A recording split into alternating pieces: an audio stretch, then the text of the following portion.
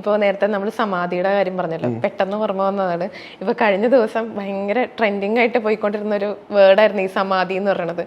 ഇപ്പൊ കഴിഞ്ഞ ദിവസം തിരുവനന്തപുരത്ത് ഒരാള് മരിച്ചതിന് ശേഷം സമാധിയായി എന്നുള്ള രീതിയിൽ പറഞ്ഞു വരുന്നുണ്ടായിരുന്നു. ഇതിനൊക്കെ എന്തെങ്കിലും സത്യാവസ്ഥയുണ്ടോ, അതോ ആളുകളെ പറ്റിക്കുന്നതാണ്? തീർച്ചയായിട്ടും ഭാരതീയ സങ്കല്പത്തിൽ സമാധി എന്ന് പറയുന്ന ഒരു വസ്തു നടക്കുന്നുണ്ട്. അത് തീർച്ചയായിട്ടും ഉണ്ട്, അതിനില്ല നമുക്ക് പറയാൻ സാധിക്കില്ല. ഇപ്പൊ നമ്മൾ കേരളത്തിൽ ഇരുന്നുകൊണ്ട് അതിനെ കാണുമ്പോഴാണ് പലപ്പോഴും നമുക്ക് കുറച്ചുകൂടെ കൺഫ്യൂഷൻ വരുന്നത്. ഹിമാലയത്തിലുള്ള അല്ലെങ്കിൽ നിരവധിയായിട്ടുള്ള ആളുകൾ അങ്ങനെ സമാധിയാവാറുണ്ട്. ഇവിടെ അതിന് ഒരു കുറച്ചുകൂടെ ഒരു രഹസ്യ സ്വഭാവം വന്നതാണ് അതിന് ഏറ്റവും കൂടുതലായിട്ടുള്ള ഈ ഒരു കോൺട്രവേഴ്സി ആയിട്ട് മാറ്റിയത്. യഥാർത്ഥത്തിൽ സമാധി പറഞ്ഞതുപോലെ നമ്മുടെ അകത്തുള്ള ഈ കുണ്ഡലിനി ശക്തി എന്ന് പറയുന്ന ആ ഒരു എനർജി, നമുക്ക് 6 ചക്രങ്ങൾ നമ്മുടെ ദേഹത്തുണ്ടെന്ന് പറയാം. ഏറ്റവും താഴെ മൂലാധാരം, അതിന് മുകളിൽ സ്വാധിഷ്ഠാനം, മണിപൂരകം, അനാഹതം, വിശുദ്ധി, ആജ്ഞ, ഇവിടെയാണ് ആജ്ഞയുടെ സ്ഥാനം.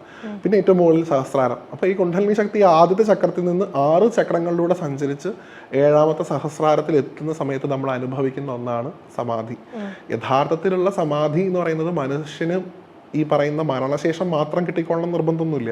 എത്രയോ യോഗികൾക്ക് ജീവിച്ചിരിക്കുന്ന സമയത്ത് തന്നെ സമാധി അവസ്ഥ ഉണ്ടായിട്ടുണ്ട്.